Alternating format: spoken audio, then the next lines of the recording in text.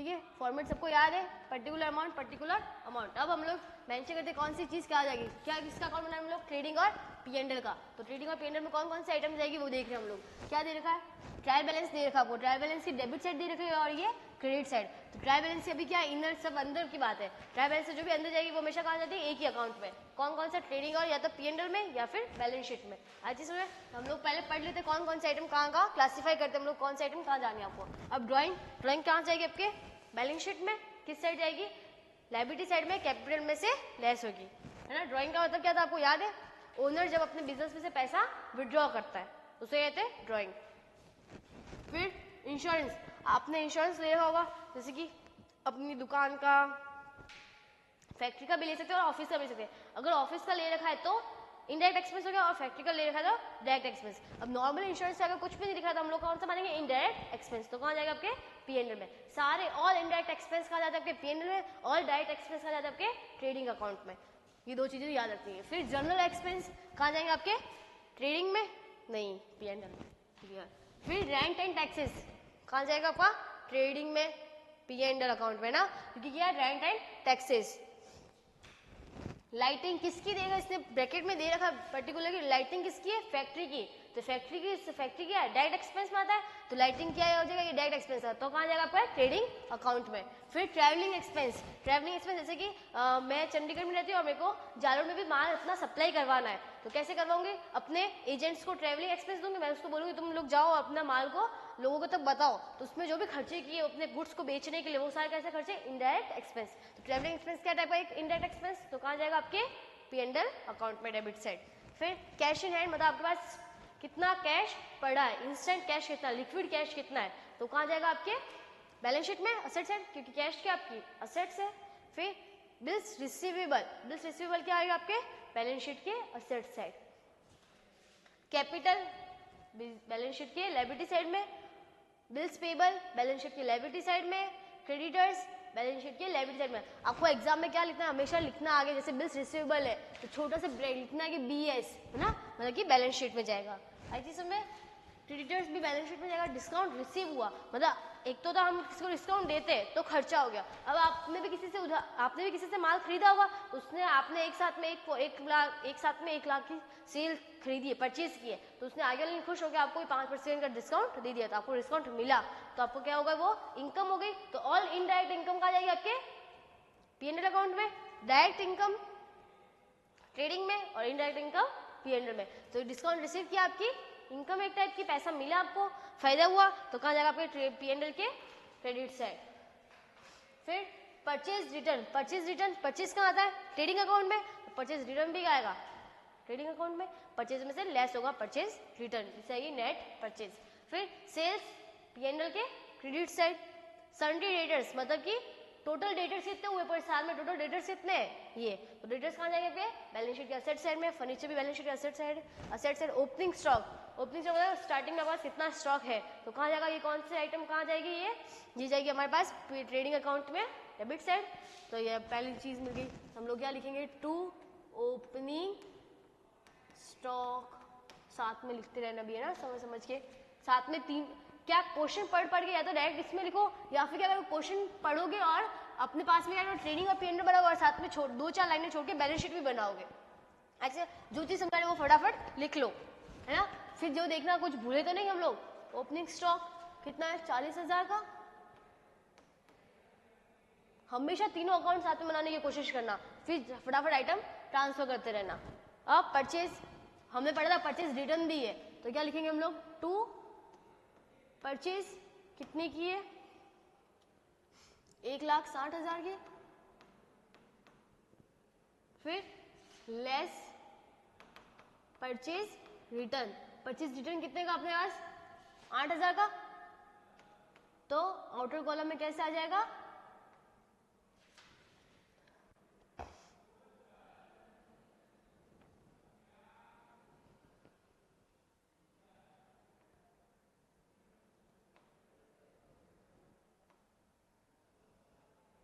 $8,000 है ना, आई चीज में।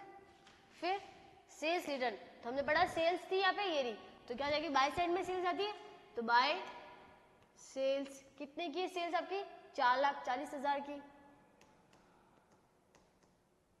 लेस सेल्स रिटर्न कितने का है?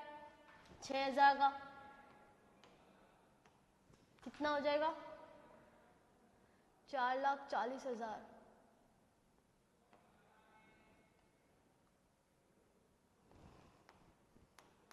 कितने का है? 4,40,000 में से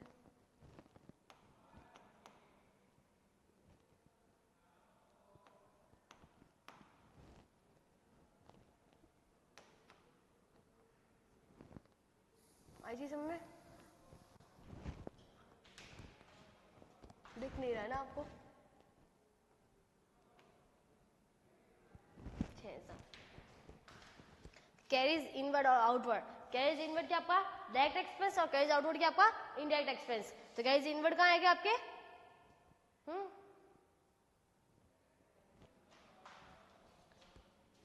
वेजेस,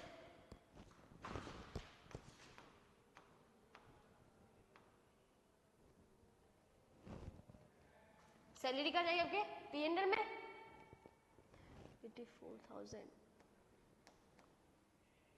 फिर क्या लिखा रहे हो? नीचे दे रखा है क्लोजिंग स्टॉक।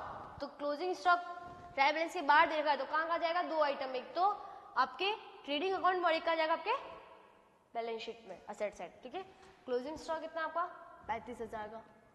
तो बाय क्लोजिंग स्टॉक 35,000। ठीक है, टोटल किसकी साइड की ज्यादा है? क्रेडिट साइड की। कितना है? 5 4 9 3 3 6 और 4 6 9। क्लियर? 4 6 9 में से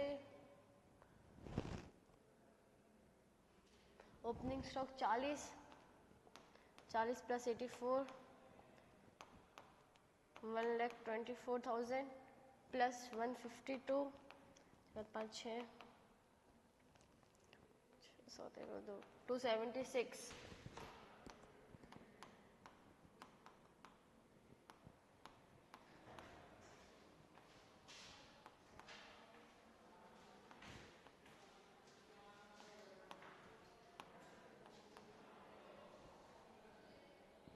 सत्ते 14 14 के बाद 15 16 7 में 7 14 193। ठीक है, पर हमारे गड़बड़ क्या हो गई?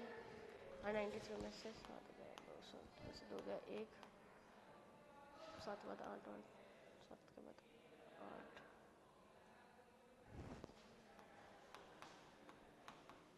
हम लोग कैश इनवर्ड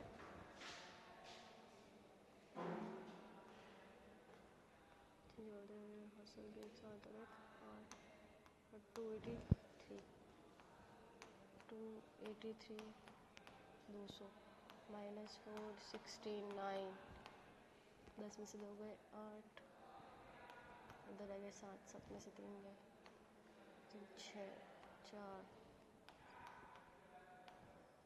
1 8 184।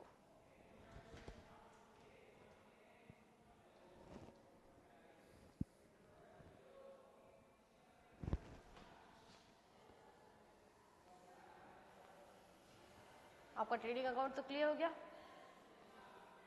अब इसके साथ में क्या करना है हमको? P&L account. ठीक है, तो एक और हम आइटम भूल गए थे, कैरीज इनवर्ड कितने का है? 7,200 का। फिर क्या आ जाएगा? 2 GP कहाँ से आएगा? बैलेंसिंग फिगर कितने का? Balancing figure 1,83 by GP transfer to trading account 1,83,000। ये तो क्या हो गया आपका ट्रेडिंग अकाउंट में। क्या कल क्या बनाएंगे हम लोग? P&L अकाउंट साथ में करेंगे। ठीक है, थैंक यू गाइस।